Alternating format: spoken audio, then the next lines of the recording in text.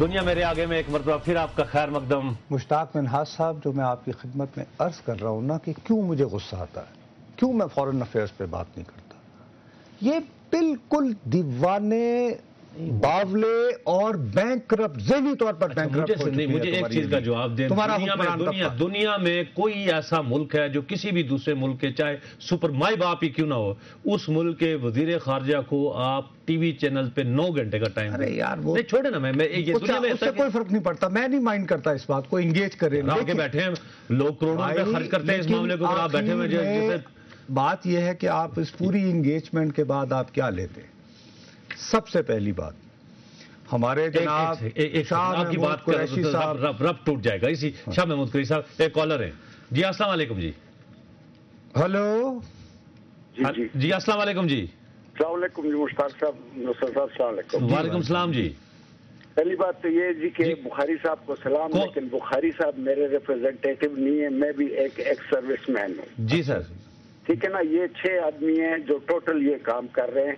آپ کی نہیں سر دیکھیں، نہیں سر دیکھیے، ابھی بخاری صاحب نہیں ہے، 6 بھی نہ ہوں، ابھی وہ چلے گئے پروگرام سے، 6 نہ ہوں، 1 بھی ہو. آپ کو موقع رنگ کرتا رہا، اٹھا نہیں رہے تھے. اچھا. دوسری بات یہ ہے کہ کل کی ان کی آپ ریزولوشن دیکھیں، شروع کرتے ہیں وی دا پیپل آف پاکستان. ہاں ٹھیک، تو پاکستان کی شاعری ہے نا. ان کو کیا حق ہے؟ پارلیمنٹ موجود ہے، یہ کیسے وی دا پیپل آف پاکستان؟ اوہو پیپل یعنی پارلیمنٹ تو سر پارلیمنٹ سوسائٹی ہے نا جی. دیکھیے پارلیمنٹ نے ڈرون اٹیکس کا کہا ہوا ہے، وہ تو نہیں رکے.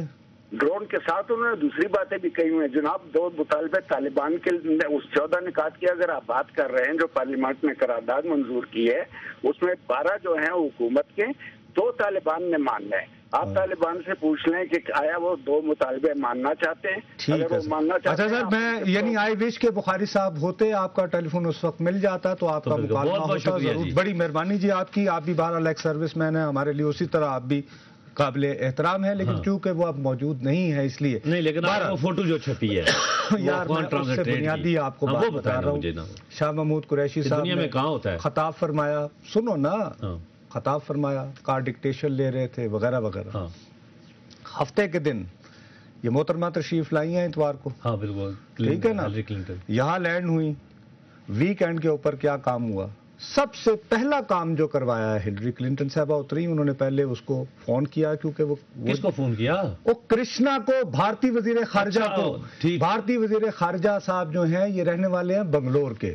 عمر موصوف کی ہے 77 ایئر، 77 سال. اور یہ وہ شخص ہے جو وزیر اعلیٰ تھا یہ کرناٹکا کا، جس کو وہ کہتے ہیں نا آج کل سلیکون ویلی انڈیا کی. پہلے محترمہ نے ان کو فون کیا، ان کو کہا کہ کوئی بات نہیں، یہ وہ ٹھیک ٹھاک، کوئی ایسی بات نہیں، میں بات کروں گی. اس کے بعد انہوں نے کیا کیا،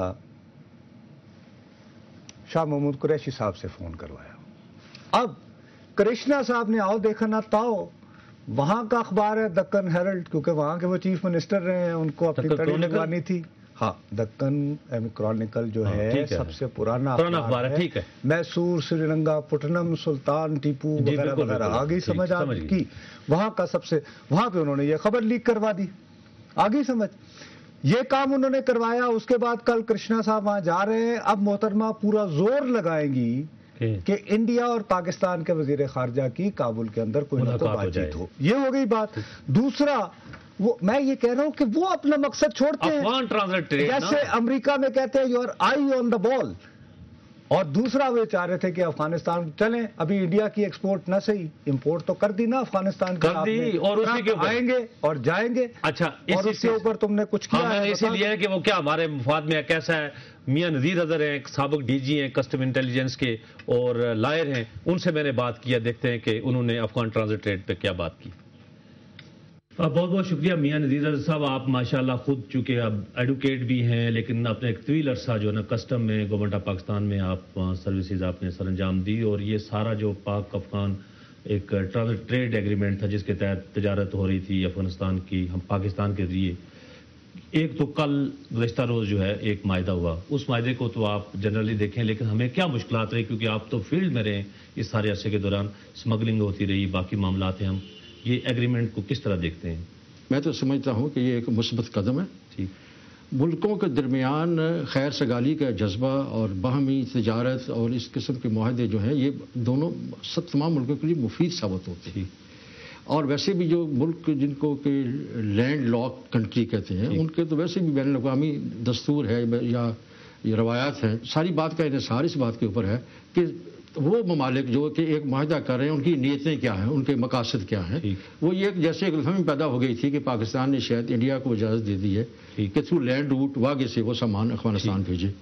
میں نے بہت عرصہ ڈیل کیا ہے ٹرانزٹ ٹریڈ سے, اور میں سمجھتا ہوں ٹرانزٹ ٹریڈ سے ہمیں بہت فائدے بھی ہیں.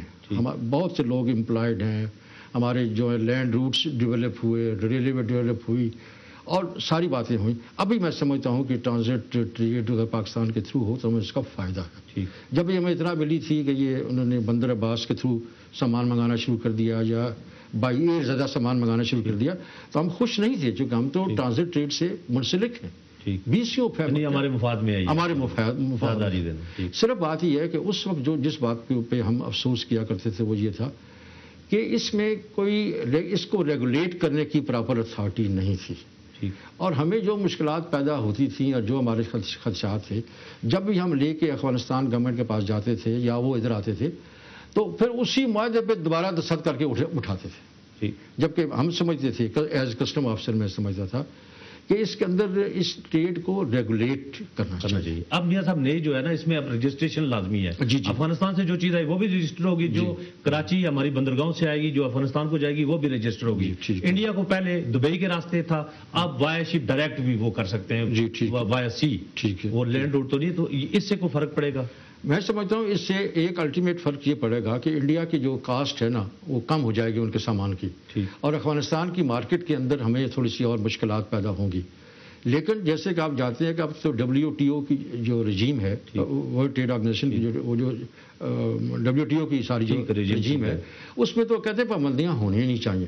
اسی لیے مجھے یاد ہے کہ ایک ماہر نے کہا تھا کہ WTO رجیم جو ہے یہ ایک چیلنج بھی ہے لیکن ایک اپرچونٹی بھی ہے. اسمگلنگ جو ہے یہ جو نکات جو ٹیکنیکلٹیز میں نہیں جاتی, وہ یہ کہتے ہیں کہ جی اب جیسے اگر اتنے زیادہ بلیڈ آ جاتے ہیں, اتنی زیادہ وہاں الیکٹریسٹی لیکن اتنی زیادہ الیکٹرانکس کا سامان چلا جاتا ہے کہ پھر وہ واپس آ کے یا تو یہیں کھل جاتا ہے پاکستان کے اندر, یا پھر وہاں سے ٹریول کر کے واپس پاکستان میں بغیر کسٹم کے بغیر اسمگل ہو کے آتا ہے اور ہماری اکانومی کو نقصان ہے. اس کو کیسے؟ جی بالکل, ہم یہی بات ہم پہلے کہا کرتے تھے, لیکن مجھے بتایا گیا کہ اب کچھ نہ کچھ وہ عنصر جو ہے وہ شامل ہے ریگولیشن کا. وہ ہمارا ان کو یہ کہنا تھا کہ جو چیز آپ کو ضرورت نہیں ہے وہ آپ کیوں منگاتے ہیں. اور ہمیں میرا خیال تھا کہ ہمیں کوئی کیا چیزیں ایسی تھی کہ جو آپ سمجھتے تھے ان کو ضرورت ہے, یہ اتنی بڑی مثلا ٹائر لے لیں, چائے لے لیں. وہاں تو سنا بہت کم لوگ چائے پیتے, ساری چائے تو ہم پی جاتے ہیں دنیا کی. تو وہ یعنی ایسے بہت سے آئٹم تھے, ہاں جیسے کپڑا تھا, بہت سی چیزیں جو وہاں کے استعمال کی نہیں ہوتی تھی بنیادی طور پہ.